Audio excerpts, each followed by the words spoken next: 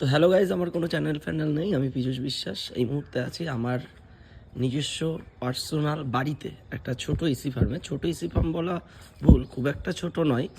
এটা কাজ চলছে। এটা আমার হবে আপনার 3,500 স্কোয়ার ফুট, মানে 3,500 পাখি ধরবে।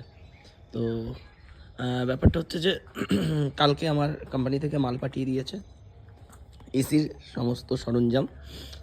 বাড়ির সামনে আরও আছে, সব কিছু আনা পসিবল হয়নি এখনও পর্যন্ত।